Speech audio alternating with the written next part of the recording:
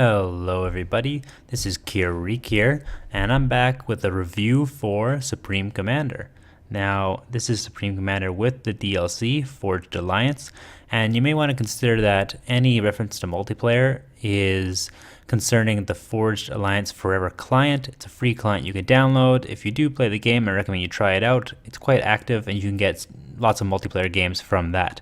Now, Supreme Commander somewhat resembles an old game called Total Annihilation, and it's similar in a lot of ways. It's an RTS on a huge scale. I'm saying that the maps here are 81 kilometers by 81 kilometers at the highest level. So it's not very often you'll play those maps unless people are in for a long game, but they are amazing to experience, and you will need a decent computer to experience them at full speed once things get going full force. Now, the online community is still strong. Like I said, you have to use Forged Alliance Forever, but it is free, and that's a major pro because the main attraction for this game is online playing with other people. While the scenarios and the campaign are alright, they don't last forever. Now, it has a flowing economy, and essentially what that means is that instead of a traditional RTS where you gain resources and you bank them, it does let you gain resources, but they never run out. So you establish your power, you establish your mass generators, and you take in those resources. Now, they'll bank as long as you have storage for them. Starting storage is relatively low. When you build something, it drains from that at a consistent rate. So maybe it drains from your mass at 12 ticks per second and from your power at 1,000 ticks per second. Now, if you start bottoming out on that, you need to cancel something or pause something, because a bottomed out resource means things stall. They go slowly, and if you're going to play the game like that, it means you're going to get run over by the guy who's running his economy efficiently and has a consistent influx of resources. Now, it's an interesting situation because it does take some getting used to, but it is also very dynamic and makes for good gameplay in terms of striking those resources and knowing when to upgrade things, when to build them, controlling your economy. Now, it has great base building. There's a land, sea, and air aspect in terms of units and buildings. So you generally build most of your base on land. There are a few structures you can build in the ocean as well, but there basically are three separate and somewhat intermingled zones of combat. Land generally interferes with land, although you build flak to fight air. Air obviously fights air and has air to surface capabilities such as bombers or gunships, and seas a little bit of everything. They fight in this ocean, they can bombard land, and there's powerful anti-air available in some sea units. Finally, like I mentioned before, there is a campaign. It allows you to play as all three factions. I don't remember if there's a Seraphim. Oh, that's right. The DLC contains a mixed campaign where you're fighting against the newer faction. I should probably mention those. Three factions in the core game are Cybran, which are like the mechanical cyborg type guys. UEF, which are like, the good all-American type guys. Kind of a harder... They rely on harder armor and better shots as opposed to the Cybrans, which are more tricky and faster. And finally, the Aeon, which is a technology kind of cult, if you will, and they rely on shielding and other things like that. Finally, when you get the DLC, you'll get access to the Seraphim, which are an alien race, and as you'd expect, they're a little more technologically advanced and quite powerful. Now, onto the pros. Every object has physics, and this is kind of a neat thing you see in some games, but not too many. So for what I mean by that is you fire a missile, that missile has to be tracked. It has physics to it. It can collide with anything. I've seen nuclear weapons, this is actually quite a good tactic, blocked by aircraft. Fighters swarming over an area to block a nuke because it will collide with those things before it hits the ground. Same with like any kind of missile or projectile fired from a cannon. You'd be surprised what you can knock out of the air or even get in the way of. It's not like a traditional RTS like back in the day, Tiberian Sun. You locked onto a unit, it would fire through the units to hit the unit you locked onto. Now, each race is somewhat similar. They all have a similar build strategy. You have land factories, air factories, and so on. But they also have their own kind of flair that you need to learn how to play properly. There are strengths, there are weaknesses. For example, in Aeon, the T1 units, the basic units, they can be microed really well. But they have weak shielding, weak attack, and their range is a little bit better as well. So you need to play to that strength, keeping them away, microing them, but not letting them get in direct conflict. It does allow for some interesting things in multiplayer games. You want to be able to share strategies and do different things. You can borrow engineers from other people to craft other races' technologies, and that's a big deal, because in some situations, only one race has the technology or the weapon that you need to break the stalemate. Now, you can really scale in and out of this game. Like I mentioned before, 81 by 81 kilometers, you can zoom right into a tree, you can zoom right out to view the whole map, and it goes into an icon sort of mode for your units when you zoom out, but it's an amazing feeling. The scale is incredible. Now, it feels truly like you're managing many theaters. Like I mentioned before, there's air, there's naval, and there's land, and often on large maps or even small maps, you're going to have multiple theaters of war.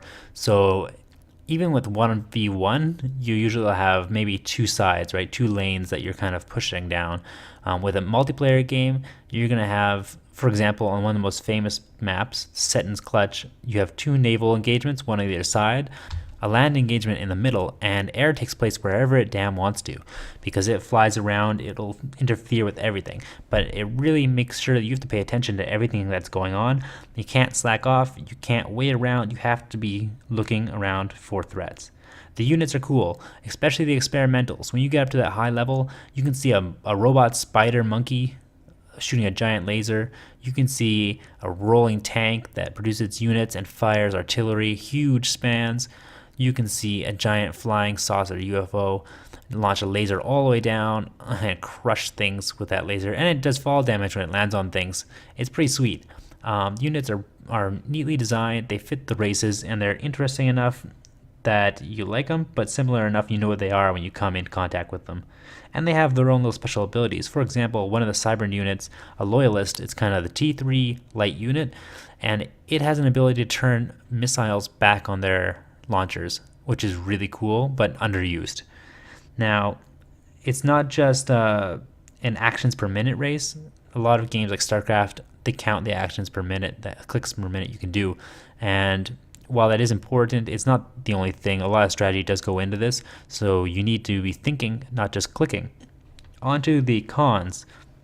There's a bit of lag online, and even when you're offline, if you have too much going on, the engine can only handle so much. And it's designed in a way that hopefully in the future we'll be able to run it smoother. Now, it's been a lot of years since it came out, and we do run it pretty smoothly, but that's one of the reasons you don't find those 81 by 81 multiplayer games very often, because people will reach the limits. You'll be experience a very slow game after a little while.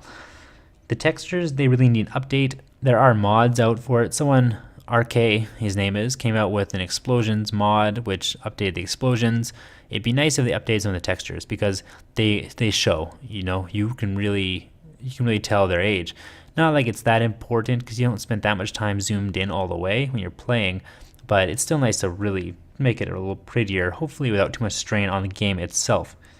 Now, it's difficult to learn. It took me a long time to figure out the economy. I'm still not good at it, and I'm not good at the game in general. There are people out there who've played thousands of games, and that they always, I don't know how they find the time to do that, but you need to invest the time if you want to do well. Or you could be like me, who plays the occasional game, like once or twice a month, and, maybe wins, maybe loses. It depends how you really feel about it. But definitely invest some time into learning how the economy works, how to produce units, and then how the meta of some of the maps works, because that'll save you a lot of trouble. Now, there's just a lot going on, too. When you have just started out, you tend to focus on one area. My other piece of advice is to kind of zoom out once in a while, get an idea of what's going on, keep radar and scouting going. So I would definitely recommend watching some of the casts out there. Guile is one of the big names. He's a really entertaining cast. I definitely recommend him first. And there's other ones like Brink of Insanity. I believe TA for Life, one of the guys on FAF, used to do him as well. So you have a number of choices, and when you do download FAF, you can look on there for streams and recommended replayed channels. All right, I've gone pretty overboard, so I'm going to go with the score now. Gameplay, I really love it. It is responsive. I never have a problem with click lag and things like that, even online, which is pretty sweet. Like I said, it follows a good strategy, rock, paper, scissors in some general sense. And there's lots of things to keep you busy and understanding. You always have to take into account everything, and it's majestic, it's magical to scale. That's part of the gameplay as well. So I'm gonna have to give it a 2.5 out of 3. Now for addiction, it's really addicting, not in terms of I'll keep coming back to play more games, but in the sense that once I'm in a game, if it's a really big one, it can go for hours. And I'm not kidding there. A set of turtlers, like people who like to turtle, or if you're playing a game offline and you're just dicking around the AI, I've sat there forever just building up huge armies of like 1,000 units, and that's addiction to me, so I'm going to give that a 1.5 out of 2. Now, reliability, I've never had a problem with it in terms of crashing. Like I said, the engine is restricted, but I don't find that a reliability issue, so I'm giving it a 1 out of 1. And the atmosphere, it's pretty astounding. Like I said, you get that whole scale, and that really adds to the atmosphere. Bullets are flying everywhere. When you get a full scale engagement and there's guys everywhere blowing each other up, shooting things over their place, planes are flying over and it's just scrambling. You hear the nuke launcher sound and it's panic. You know something's gone down. That's the atmosphere. You're in the game. You are involved. So I'm going to give it a 2 out of 2. That's pretty good for an RTS in my opinion. Finally, replay value. Generally with online games, once you've finished the campaign, you basically only have the online portion, and that's kind of the focus. So replay value does take a hit, a 1 out of 2.